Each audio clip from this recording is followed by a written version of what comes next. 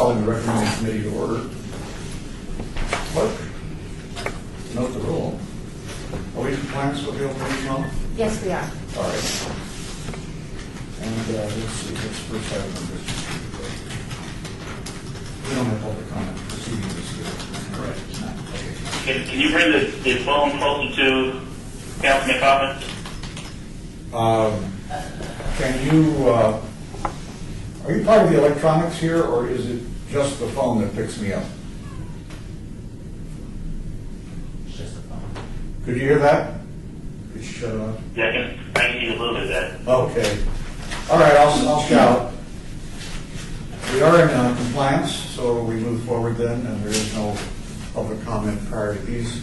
Comment will be allowed on these items, however. We're going to change the sequence with the permission of the audience to take item 6 first.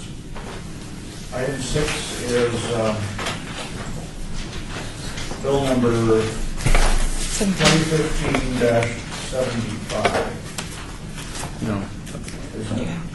Yeah. Yes.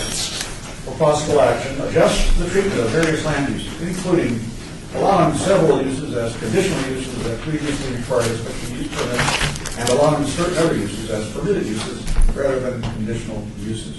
Sponsored by Councilman Bob Beers, who we have testified on this bill. Tom Perigo. Yes, sir. Thank you, Mr. Chairman. Tom Perigo, Planning Director for the record. This bill is part of the staff and council's ongoing effort to streamline development approvals and reduce time frames. The bill simply changes in certain land use categories the requirement for the use to be a special use permit or permitted use, or from a special use to a conditional use. The items. Yes, sir. Councilman Barlow, can you hear Tom? I just need to speak up just a little bit more. Okay. Staff studied the land use tables very carefully in Title 19 to look at those items that are typically approved by council. For example, things like restaurant with service bar or beer, wine cooler on sale establishment, where over the years these things are nearly 100% approved by council. But the requirement to go through Planning Commission and City Council sometimes costs somebody who has, for example, a restaurant that sells pizza might cost them 90 days to add beer to their menu. So since these types of uses are typically routine, staff is recommending in many cases that these become a conditional use permit, changing the time it takes for a business owner from 90 days to get their approvals to as little as 1 day over the counter with a permit. So with that, staff is clearly recommending approval of this item, and we're happy to go into some of the details if you'd like. All right, it seems to have a practical reference. Certainly that's the point of this, practicality. What else besides that administrative example that you use? Parking? Anything changing there? I don't believe we changed anything. We did not change anything in terms of parking requirements. For the record, Mr. Chairman, page 5, line 9. On-site parking, for the record, Karen Duddleston, Deputy Planning Director. Speak up, Karen. Karen Duddleston, Deputy Planning Director. On page 5, line 9, I see for automobile rentals, conditional use, that there is one change in the parking from one space per each 200 square feet. It's being changed to 300 square feet of gross floor area.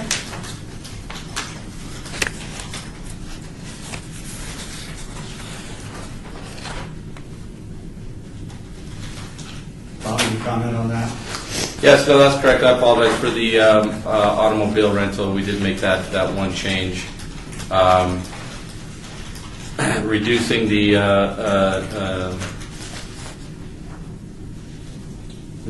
I guess, allowing for still no more than 5 vehicles on site, but changing the requirement, one space for each 300 square feet as opposed to for each 200 square feet. Okay, so you still have a minimum of 5. Is that correct? A maximum of 5 in C1. Maximum, I'm sorry.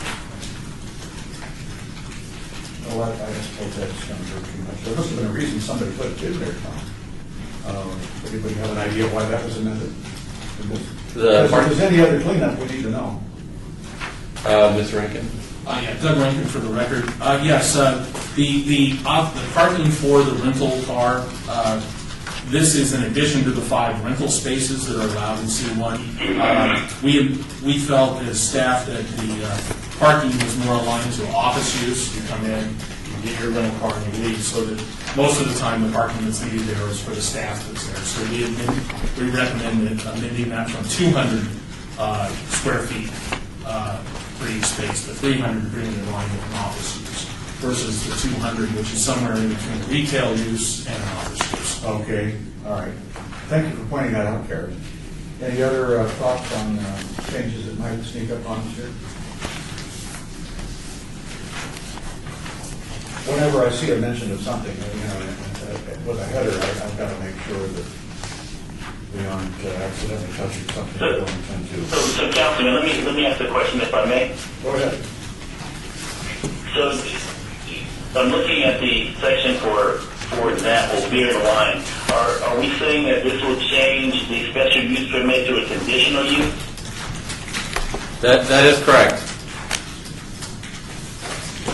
And so one could come to the counter and apply for beer and wine as long as they are zoned accordingly within a C1 or C2 or CM property? As long as they meet all the requirements, yes. And Mr. So in the case of what we have coming before council, for example, where we have beer and wine, liquor, in 3 different units on a particular development, commercial development on a major corner, and there's another application for beer and wine and liquor coming into an additional unit. How do we account for the number of beer and wine and liquor that we have in one commercial center if we place it under the conditional? That's an excellent question, Councilman, or Mr. Chairman, I guess you're chairing. And you would say your name. Yes. Tom Perigo for the record. The reason that beer, wine... And I'm speaking specifically towards saturation in an area. Yes, of course. That's an excellent question. And the reason beer, wine cooler on sale and restaurant with service bar were selected for this change is, again, as I said earlier, these are almost entirely always approved throughout time by City Council. The difference is these are required to be served with food. They don't have nearly the kind of secondary impact as a liquor store, a package off sale has to the surrounding neighborhood. So let me just stop you there, Tom, because maybe this is the piece that I missed. So this is for on sale only? Yes, sir. Okay, so this is none of this has to do with off sale. No, sir. This is the restaurant that's required to serve food, Okay. that's All allowed right. to have a Okay. drink All right. with dinner. I'm good.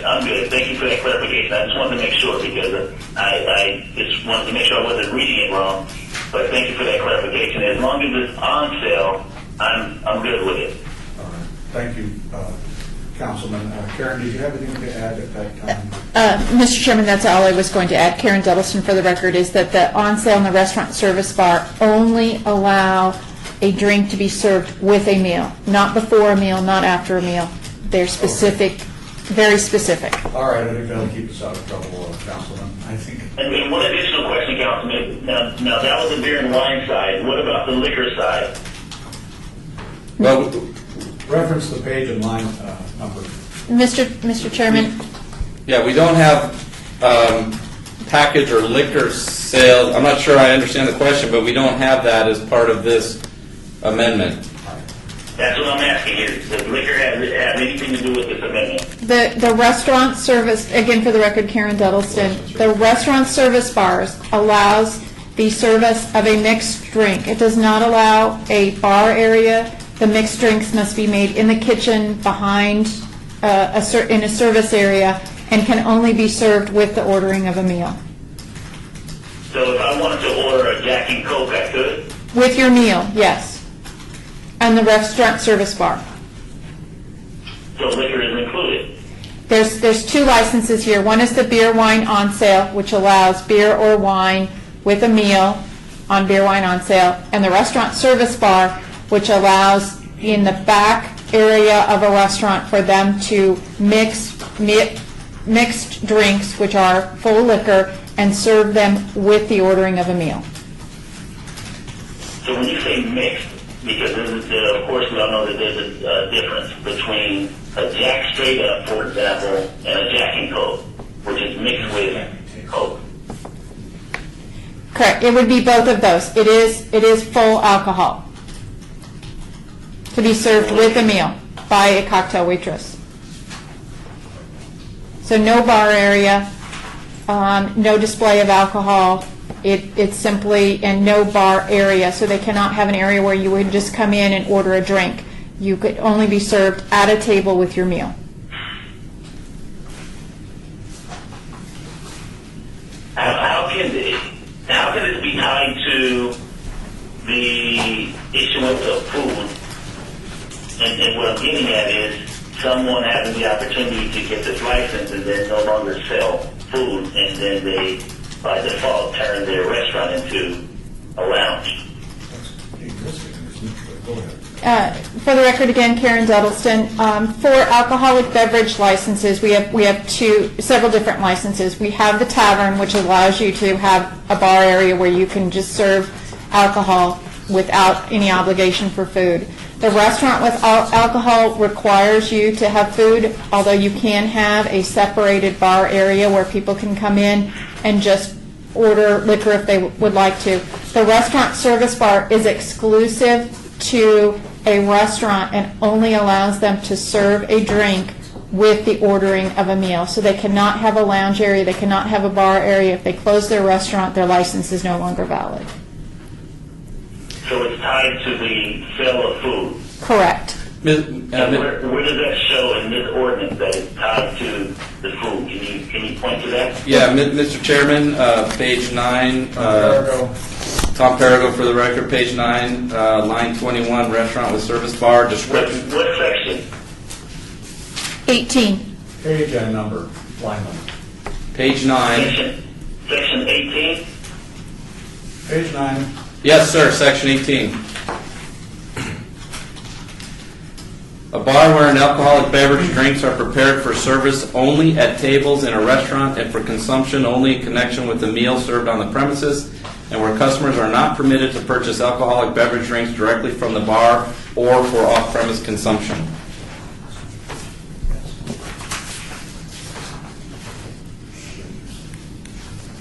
Are you happy now there, Councilman? Is that pretty clear? This has to come to council anyway. Has to come to council on my birthday, October 7th, so I'll be celebrating. And if anybody orders Jack and Coke in my presence, alluding to Jack Daniels is not legal, and any reference to Jack and Coke is hereby ordered to be stricken from the record of this meeting. Well, what is your drink of choice? Well, I would drink Jack Daniels, Councilman, but I wouldn't pollute it with Coca-Cola. It just has to bite, Councilman. It has to be consumed within the kitchen. Okay. All right, thank you very much, Councilman. Thank you. All right. And please mark our colleague, Councilman Anderson, present, and any questions? Okay. I think we'll have public comment on this now. There are people here to see this. So without further ado, please come forward. Those who are here, and I'll state your name clearly. Spell your last name. I moved this over a little bit. Good morning, City Councilman. My name is Mario Garcia. Last name is Garcia. And I'm here to speak to Section 6 of this bill. It's on page 2. The history of this, just very briefly, is a business by the name of Positively Kids Foundation submitted an application to the city recently to change the zoning, amend the general plan of the city, and change the zoning on a property situated locally known as 2496 West Charleston Boulevard. The proposed use is defined as a convalescent care facility / nursing home, according to the city. And they were proposing a 36-bed facility to care for medically fragile children. And I'm not an expert in that area, so I don't know the extent of the medical services that organization will be providing the individuals there. I think they said they're accepting children and youth between the ages of, I don't know, a few months to, I think, 18 years of age, if I'm not mistaken. It came to the first meeting, was heard at the first meeting in July of the Planning Commission. At that time, even though there were, I believe, about 13 or 14 individuals on record as opposing the action, 3 or 4 individuals spoke. They're nearby residents. They spoke that they did not want to see a change to C1 zoning, but they asked the city, the Planning Commission, if they could find some workaround to allow this business to put their business on that property.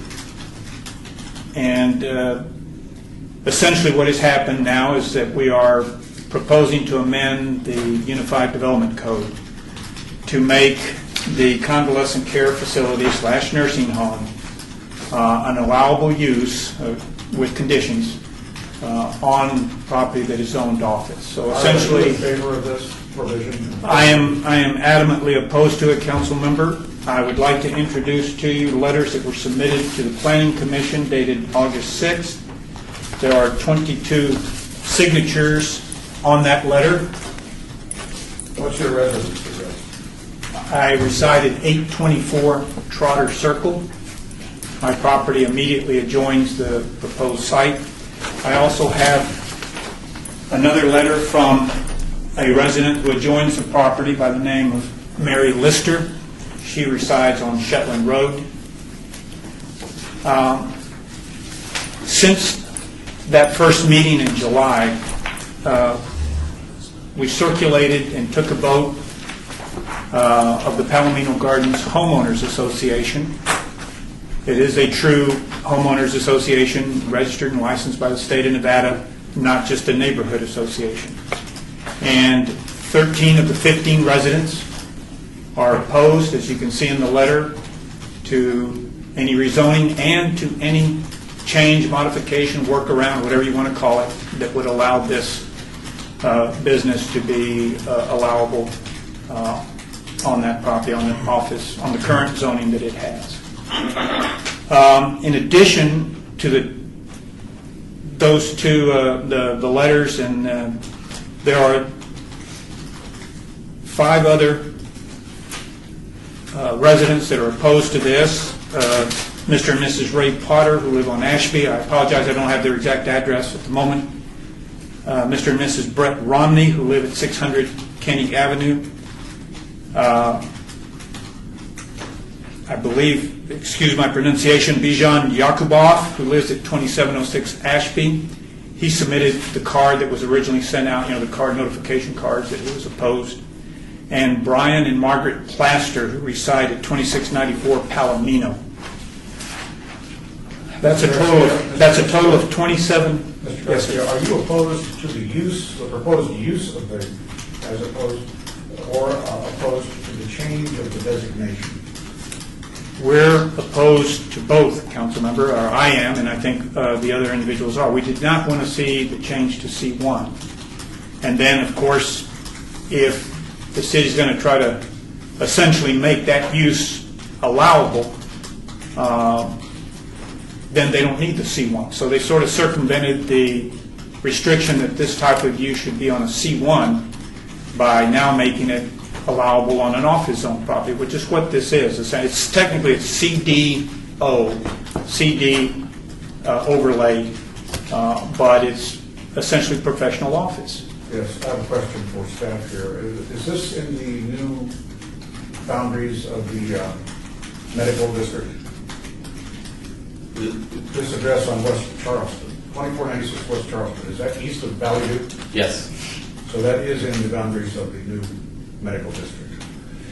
I wasn't aware that medical district had been formally expanded to include the corridor between Rancho and Valley View. And so while that doesn't mean medical facilities are going to be allowed inside residential areas, it means that commercial areas are going to be allowed for, it is going to be allowed for medical use. Well, it is currently, Councilman.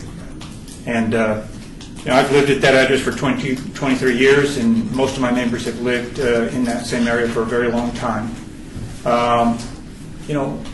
Office, professional office, medical office is acceptable, it's tolerable. We find it's compatible with single-family residences.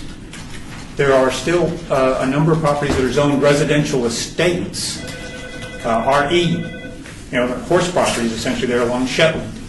They're large properties. Most of them are about an acre. Councilman Barlow, are you still there? Should I ask that? Okay, hold on one second. Can you hear us, Councilman? Yeah. Okay, Councilman Barlow, we are hearing testimony from Mario Garcia. How long ago did you get I just discharged? dropped off no more than 5 seconds ago. Okay, good. All right.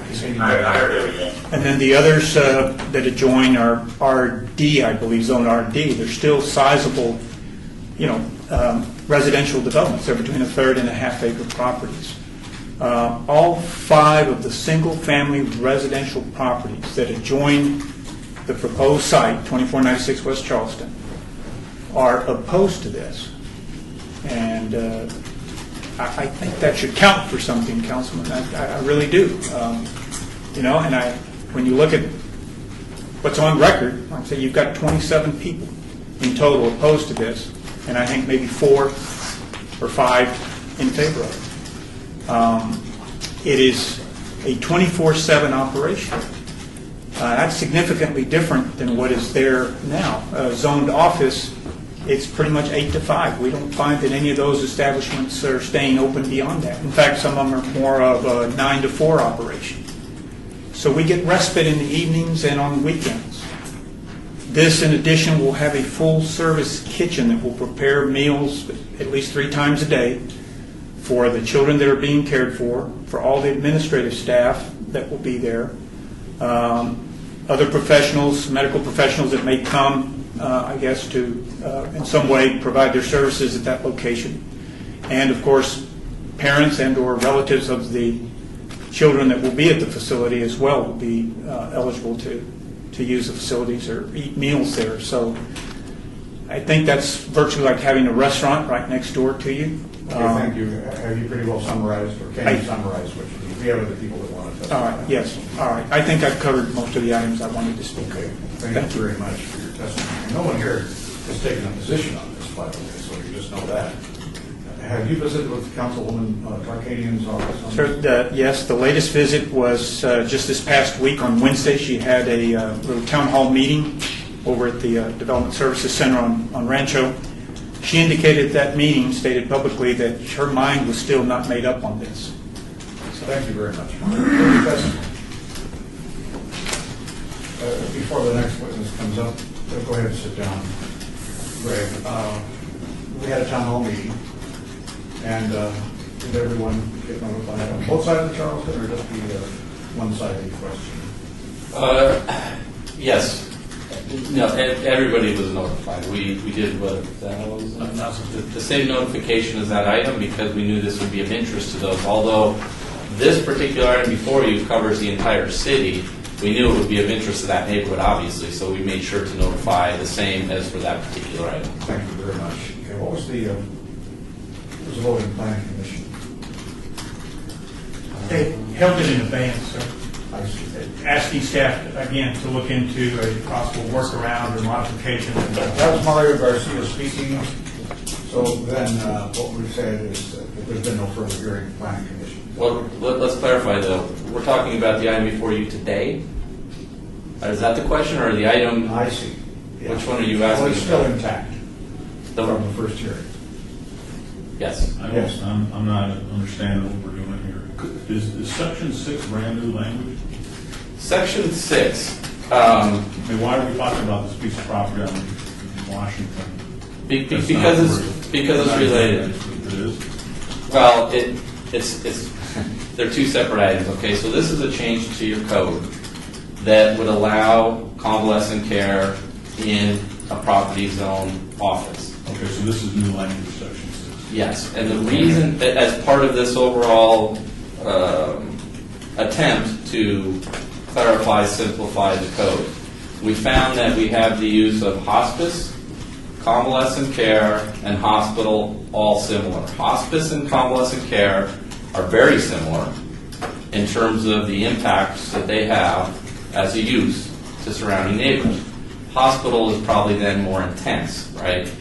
So when staff evaluated the code, we saw that hospice and hospital are both allowed in office, while convalescent care is not.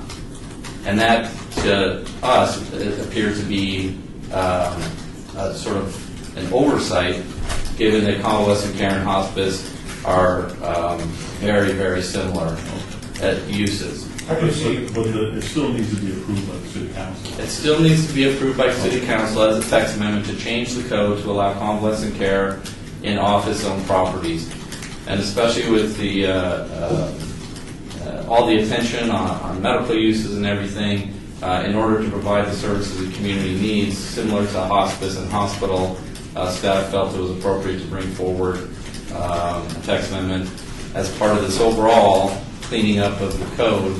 And this isn't the end of it. We'll continue on with presenting these types of ideas, and eventually we'll look at all the medical uses to see if there shouldn't be just one category that covers those uses that are very similar in nature, such as convalescent care and This hospice. change is not being done because of this application. It's not being done because of the application. However, when an application comes forward and we evaluate the code given that application, if we notice something that doesn't make sense, as we did in this case, so it did prompt us to evaluate the code. And so, Okay, I understand. yeah. Okay. All right, and I think, thanks, Councilman, and I think that's within your purview to be able to, under the heading of housekeeping, but it's getting sensitive here. That's why it comes to the council. And this has also been characterized as a workaround to help this organization establish that. So it becomes controversial. All right, we do have additional testimony. We have a gentleman here. Mr. Borgell, identify yourself. Greg Borgell, 300 South 4th Street, for the record. First, I would say that as a planner, I'm here in support of the ordinance amendment. It's clearly something that should be allowed throughout the community under the standards that staff has put forward. Secondarily, since you've allowed testimony on the particular site, I will tell you that I do represent Positively Kids that does want to go on the site and has the application pending. The testimony at the original Planning Commission hearing was almost universally by the opponents that they didn't object to the use, that they objected to C1 zoning on the site. Because if we had C1 zoning and the project failed or they sold the property or whatever, then an objectionable use could be put in there. And so the testimony, almost universally, I think, can be said, was, we don't want C1 zoning, we think you've got to find use. Now, I can't say they wanted the use on the site, but the testimony was, we don't want C1 zoning because of what it could become. And I think it's a little disingenuous now for people to say, well, we don't want office zoning to allow it either, because it's the same use. But that was the whole point. And staff recognized that maybe C1 zoning would be a problem. So I would suggest to you that the code should be changed, because the code should be changed, and this site should be evaluated on its own merits. But the testimony should not be allowed to change from, we don't want C1 zoning, to we're going to get a bunch of people to sign a petition against it no matter what you do. So that's our request, that the ordinance should change and the application should stand on its own merits. All right, anything further? I'm done, sir. Okay, Greg, thank you for your testimony. Anything, anybody else in the audience wishing to testify? I'm sorry, I didn't ask you that. I'm sorry, Councilman Barlow, I didn't ask you if you had questions of Mr. Barlow. Greg, Borgell. No, not on Mr. Borgell, just of the ordinance when we're ready. Okay. All right, we have additional testimony. My name is Greg Smith. I'm a resident at 804 Shetland Road, and I listened to Mr. Borgell, who used to be in the same office as me. How are you doing? Good, sir. We used to work offices apart. But anyway, I listened to his testimony and didn't know all that, but because to us, the residents there, this happened exactly the way you suggested it might have happened. That is, that somebody filed for put a convalescent center in there, and they couldn't get the zoning changed, so they went another way, and they called it a workaround. And that was offensive to me. I didn't think that it was appropriate for somebody in the petitioning the city to come one way and find that they couldn't get done what they wanted to get done and then go another way. And I also agree with Mr. Garcia that the use of the 24-hour basis of convalescent center is substantially different from the office use normally associated with that zoning. And I'm opposed to either the change in the statute or the law here, or the establishment of that establishment on that property. Okay, any questions of Mr. Smith? I see no questions. Thank you, Greg, for your testimony. Yes? Mr. Perigo. Thank you, Mr. Chairman. Tom Farrell for the record. Mr. Rankin needs to make a statement of the First Amendment on the record. Yeah, Mr. Rankin, and you don't have to say your names again if I recognize you. Yes, you have before you a First Amendment to the bill regarding page 8 under convalescent care. There were some minimum setback requirements. The staff is requesting that those be deleted. Those be a one-story structure shall be set a minimum of 25 feet from all property lines, and a two-story structure shall be set a minimum of 35 feet from all property lines. What this does is it requires the building to be placed in the center of the property versus being pulled away from a residential neighborhood if one were to establish in that location. There is a residential adjacency protection for this use already for single family, which is a 3-to-1 setback. It already exists, which is greater than the 25 feet. For every foot height, you have to have 3 feet of setback. So a 25-foot tall building, a single-story 25-foot tall building, would need a 75-foot setback from single-family residential. This appears to be some archaic language. We looked at it. It forces buildings to be built in the middle, and as our esteemed city attorney indicated, there's nothing more beautiful than a building in the middle of a property from an aerial, but people don't live in the air, so we would like to be able to push buildings forward and avoid that 25-foot setback and get a greater one for protected uses. So the First Amendment deletes those two requirements as proposed. Thank you, Mr. Rankin. Okay. Any further testimony from the audience? Anybody else here to express? If not to speak, you raise your hand if you're for or against. Vitaly Klitschko, 20 Trevor Circle. Vitaly, please spell your last name. Klochko. Okay. I'm a resident of 820 Trevor Circle, a neighbor for Mr. Garcia. I just want to say I'm here to support what he just said. You're here to support what Mr. Garcia said. Opposition. Yeah. Thank you very much. questions from you, Councilman Barlow, yet? We have another witness Yeah. coming forward. Yeah, I'll just wait for you until everyone's from the audience is through. My name is Ray Carrillo. Last name is Carrillo. I own a home at residence at 825 Shetland Road, and I'm here to speak in opposition. I'm siding with Mr. Garcia and the neighborhood for our residential way of life, and I'm opposed to these changes. Any questions for you? Thank you, Greg. Let's see, this is the third person named Greg to testify on this bill with Mario. Okay, we're doing well. Shall we go for a full house? Nobody else? All right. Then this is now up for discussion. The public testimony is closed. Public hearing is closed. Any other comments? Ron? Doug? Council? The amendment? Yes. You're right here. Okay, Councilman Barlow? Yes, I do. Looking through the entire ordinance, the proposed ordinance, there's three specific areas that stand out that I will be in opposition of as of right now, unless we're able to do some form of workout as we move this forward. Number one being the automobile rental.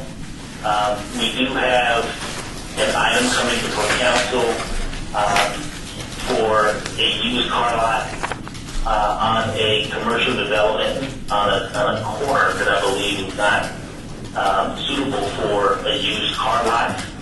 I know that a lot of corners throughout the community have gone dormant because a lot of grocery stores have moved out, and the developers are, aggressively seeking any and all. But there is impact when it comes to automobile sales inside neighborhoods, and I don't agree with automobile sales having the ability to do that inside of neighborhoods, and I believe that this ordinance will allow that to happen specifically under the conditional use and the C1, C2 zoning. In addition to that, convalescent is another impact that I believe we need to look at and keep also under the special use permit, because although on paper it looks fine, but I'm also addressing a major issue as relates to an applicant coming before the council under the auspices of convalescent that has a lot of neighborhood opposition. And so for that, I believe that that's something that we need to keep in our arsenal as it relates to special use permit. And also thrift shop.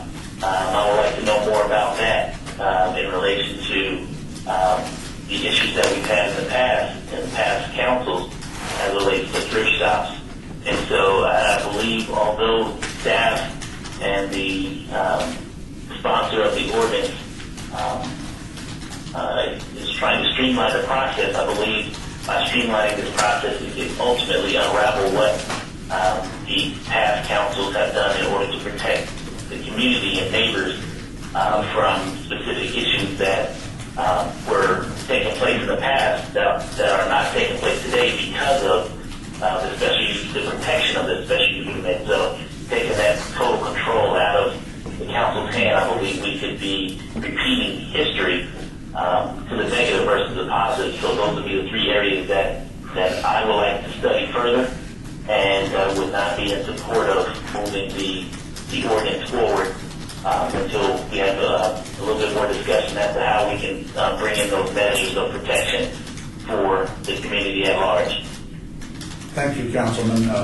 Let me ask a question. I think it's your intention to seek an advance here, then I guess. But I want to call forward Mr. Bordell, who represents the applicant on one of the three issues that you've raised. And Positively Kids, does Positively Kids have a tight timeline on its decisions? Does it, for example, own the property, or is it planning to lease it? They will have it, they will own it under a 42-year funding program that has governmental connections. In other words, guaranteed funding to operate it for 42 years. Who will actually own it, I'm not intimately acquainted with the underlying security, but the point is that they will be functionally the owner for, as I understand it, 42 years on a pre-refunded basis. There is a time frame. Advance of a couple of weeks matter one way or another to the financing of this property. I'll ask staff, what meeting were we obeyed to at the Planning Commission? Doug Rankin, for the record, October 13th, Planning Commission. And So they're not in danger of losing their rights under this. I would say not. If we can stay on the October 13th Planning Commission, then the abeyance of 2 weeks from your meeting of this Wednesday to your next Wednesday meeting, which is October 7th. It might be, actually, what is the date of the next recommending committee? October 5th. Okay, October 5, because we have a 3-week break. right. And then, but October 5th could go to the October 7th City Correct. Council. Correct. And that would be in advance of the October 13th planning. So I don't think we'd be severely damaged by that. I would point out, by the way, that you would have the alternative to think about here in response to the comment just made, that you don't have to allow this use as a conditional use, although we think that's appropriate. You could make it permitted by a special use, which we already have a special use permit pending on the property, and so we're not trying to avoid a hearing. There was some allusion to the fact that we're trying to dodge the law or something. That's not the case. We're trying to take away what turns out to have been their false argument that they didn't want C1 zoning. But it could be permitted in O zoning with a use permit. That may be an ultimate resolution, which is a long speech that says you can hold it 2 weeks, I think. Oh, well, I think that's, what you're pointing out is what I was thinking. Why not a special use application on this? Of course, that creates the problem because it's not in the code. I don't know what you do on that. Perigo? Yes, sir. Convalescent care, I'll point out, is already allowed as a special use in almost every residential district, RE, R1, RSL, RCH, R2, R3, and R4, and as a permitted use in C1, C2, CPB.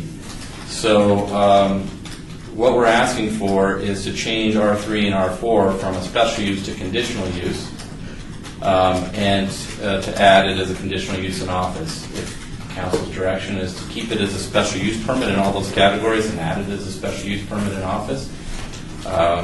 That creates an additional step for the applicant, but clearly more discretion on Council's behalf if there's concern over the impacts of the convalescent care. Okay, thank you very much. That's a good explanation for which I'm sure there'll be a resolution started as soon as this meeting. Yeah, and Councilman, I don't have a problem with having a special use permit in all of the categories. But what we have to take into consideration that we have a lot of infill land, specifically in wards 1, 3, 5, and a lot of those uses, depending on what's happening in that area, and specifically as we continue to roll out the redevelopment agency and the new developments that are coming online, we can't look at it from so high up in the sky to whereas we don't align new developments with what's taking place or the evolution of what's taking place in these critical infill pieces of land. And so I would be more comfortable with keeping the special use permit in place so that we can make sure that the developments that are coming online fit the direction in which a lot of the master plan communities, such as what I have taken place in the historic West Los Angeles community, will align itself with that new direction. And so that's why I'm very cautious to allow the special use permit to go away, because this is not a cookie cutter approach. This is a real live customization of land use moving forward, specifically as we talk about these critical pieces of infill land inside of our districts. Okay, so we will then... Mr. Chairman, excuse me, can I interrupt? I need to correct my testimony. We have a zone change and an SDR pending on the 13th. Greg Borgel, for the record again, sorry. At the site that is under debate here, leaving aside the fact that the ordinance needs to change, at the site pending, we have a zone change and an SDR pending for October 13th. So if you do require a use permit, we will have to add a use permit to the process, I assume. And could that be fast-tracked should the committee decide to obey, and should it not make a decision on October 5th, referring to the council of October 7th? Could an amendment be made to the agenda for the October 13th planning commission meeting? Because one would probably be needed. Unless, of course, the council passes it, or amends it and passes it October 2nd. I guess we could accept an application if council doesn't, well, I don't know how we would accept an application if it's not allowable. Doug Rankin for the record. The issue is also the public notice for that special use permit would have to be published prior to the adoption of a special use permit for convalescent care in home office. And I'm not sure how we would do that at this point. It would take us another 30 days. Okay, I understand that part of it there. Therefore, the chair here today will entertain a motion to obey this item number 6, to the October 5th meeting of the recommending committee. All in favor? The motion that wasn't made yet? Okay. The chair is, consider that a motion. All right. Thank you. No disobey. Mr. Chair? Yes. Val Stein, Deputy City Attorney. Normally, we wouldn't publish this until it would come out of committee, but what I'm hearing is that you want it published anyway so that it can be considered by the council on October 7th. If it has to be republished. Well, the bill does... No, I'm not saying that. No. That wasn't my position. There's no need for it to be published unless it's No, a the bill has to be, change of, the bill has to be published before it can be adopted. If somebody wants it eligible for adoption on October 7th, it needs to be published as if it had been cleared out of committee. If it doesn't get published, it can't be adopted until October 21st, which is fine with us. So it has not been published. So it has not been published yet. It has not been published. Okay, then you should still publish it as if it is being passed on October 7th, or amended and passed. Okay, lots of changes can happen. All right, thank you very much. We have debated this now until October 5th. By the way, I wanted to say to those who were the advocates of the petition that nowhere in the petition does it really state the purpose, and so this is not inviting any testimony. It is just suggesting that the important in this process, the political process, is to be open in creating a petition and getting signatures which does not contain, let's say, the actual use. It simply says proposed use, but it doesn't indicate what the actual use would be, which could not possibly be known by the people who signed. They have no idea. It relates, it references, I'm sorry. Okay, that's a caution on all kinds of petitions. This chair doesn't like them. Okay, fine. We're done with that item. Next item of business, we'll go back to the regular agenda and take up ordinance number 2015-71. That is agenda item number 3. Advance item. Possible action. Amends the public facilities and services element of the 2020 Las Vegas 2020 master plan to update the utility plan regarding transmission line corridors proposed by Tom Perigo, Director of Planning. Mr. Perigo? Thank you, Mr. Chairman. This bill is essentially a cleanup as a result of state statute that was passed at the last legislative session. Council has already approved the amendment to the plan itself. This is simply the adoption of the ordinance to go along with the previous approval by council of the map. Okay, thank you. Any further testimony on the bill in favor of it? All right, now we'll open it up to public testimony. No one has shown for any other purpose. No one from the audience is approaching to testify. Therefore, I now close the public hearing on this bill. Any questions from council? Move for approval. There is a motion to approve. All right. Then all in favor, say aye. Aye. Aye. Okay, it passes unanimously, and this will be heard. This will be eligible for adoption on October 7th, 2015. council meeting. Next item, item number 4, Bill 2015-73, for possible action. Amends the city's licensing regulations pertaining to professional promoters to establish a procedure for the issuance of multi-vendor permits for temporary events at certain types of locations, proposed by Tom Perigo, Director of Planning. Mr. Perigo. Thank you, Mr. Chairman. I'm going to turn this over to Ms. Duddleton. Thank you. For the record, Karen Duddleston, Deputy Planning Director. This is a companion bill to the new special events ordinance that was passed by the City Council. The special events addressed the large events downtown. What happened with the passage of that is that we have many events that are held at government facilities, at the convention center, plazas, where we have plazas inside of places, resort hotels, cultural establishments, and at our permanent trade shows that are no longer considered special events. What we'd offered them in the past was a one-day permit for all of their vendors. So when they have an event, they get their one-day state tax ID, they get their one-day business license, which is $10, rather than us having to license them as a gross business license for $110 plus the application fee.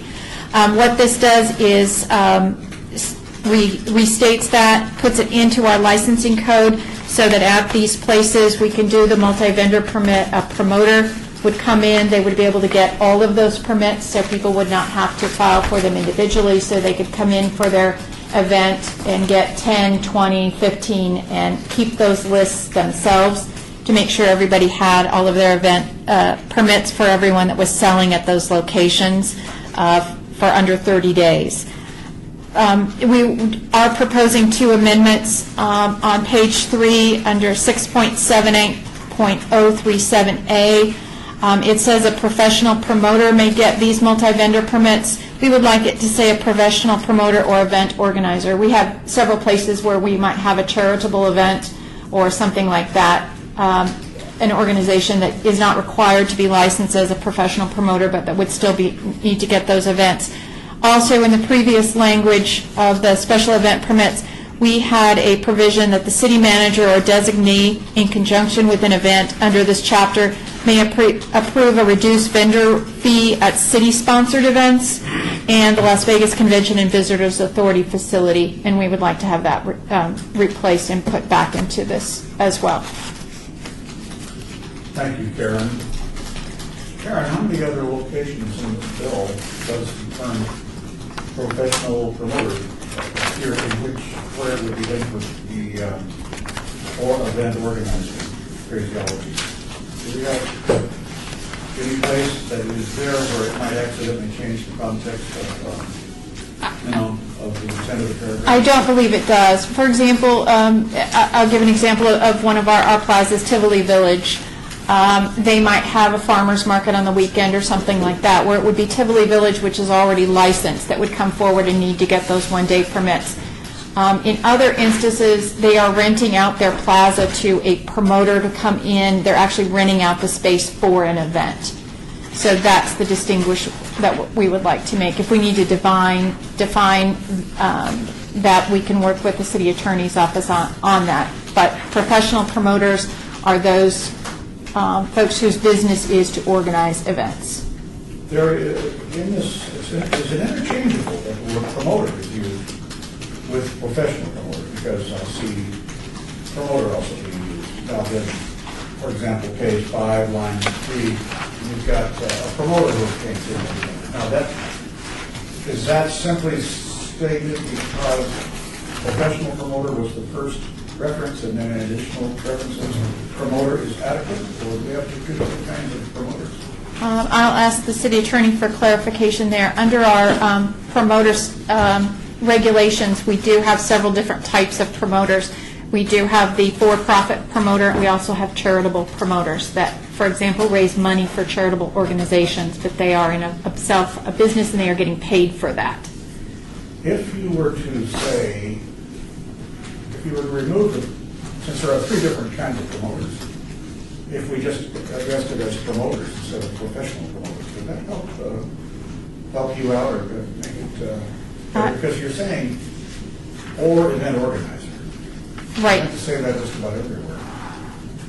It's just on the multi-vendor permit. The code for promoters addresses a variety of bookkeeping.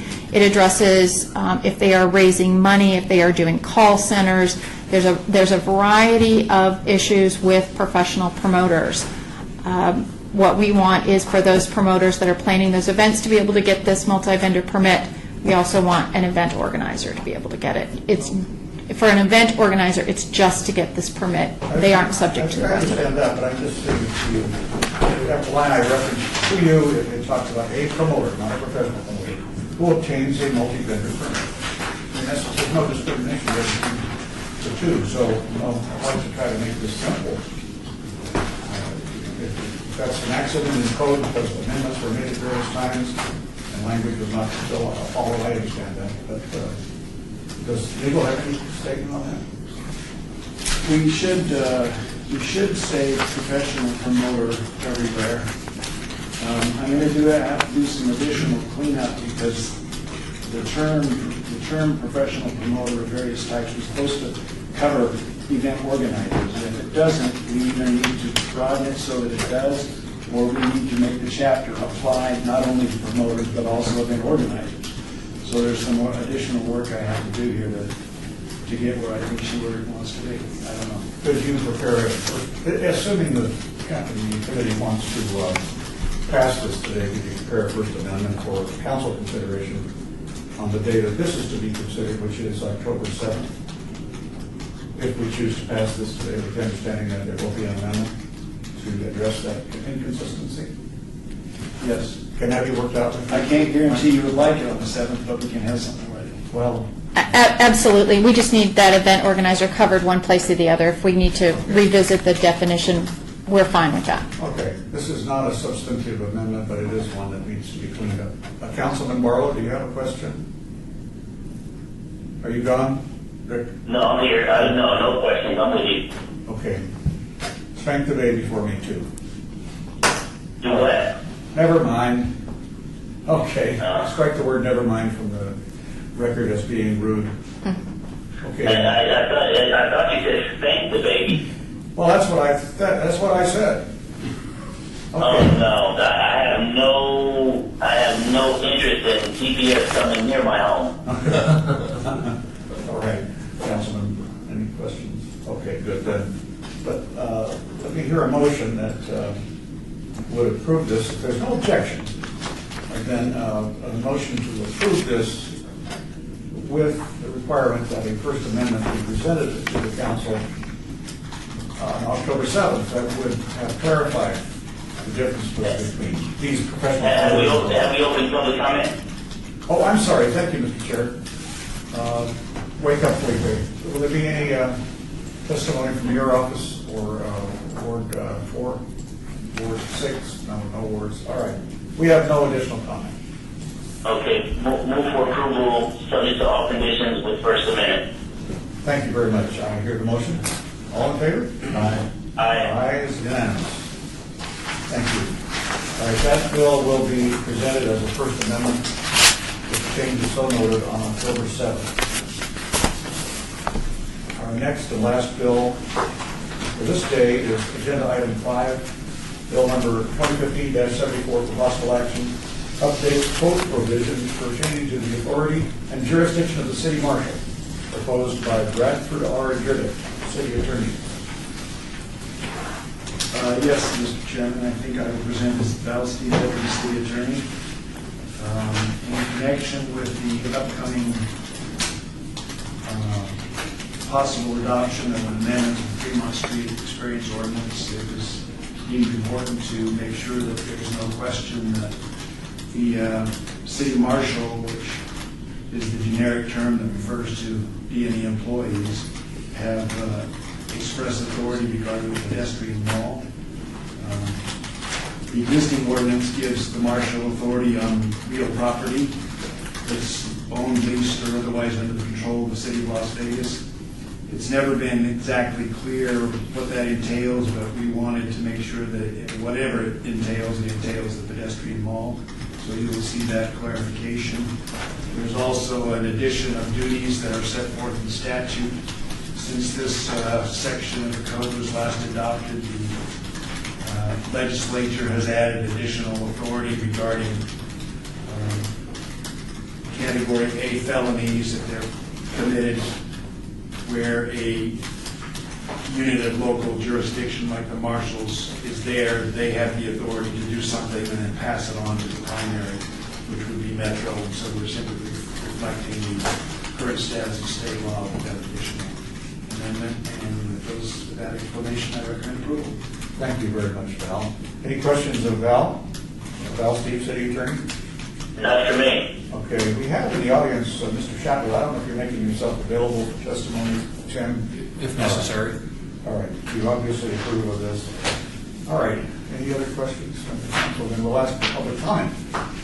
And no one is appearing for public comment, so I now close the public hearing on Bill 2015-74. Okay, move for approval. All right, there is a motion to approve. All in favor? Aye. Aye. Passes unanimously. This bill, 2015-74, will be eligible for adoption this Wednesday, September 16th, 2015, at the council meeting. All right. Thank you very much. That's the last bill of the day now. We're open for public comment. Citizens participation. Public comment must be limited to matters within the jurisdiction of the committee. No subject may be acted upon by the committee unless that subject's on the agenda and is scheduled for action. If you wish to be heard, come forward and give your name to the record. The amount of discussion on any single subject, as well as the amount of time any single speaker is allowed, may be limited. We'll limit this to 20 minutes each person. Any person stepping forward, there is no one stepping forward. Therefore, we don't allow any speaking on this at all. It's closed. All right, we're done. We are adjourned. Move for adjournment. Oh, all right. I hear a motion for adjournment. All in favor? Aye. Aye. That's unanimous. Quick, everybody. Thank you. See you later. Thank you.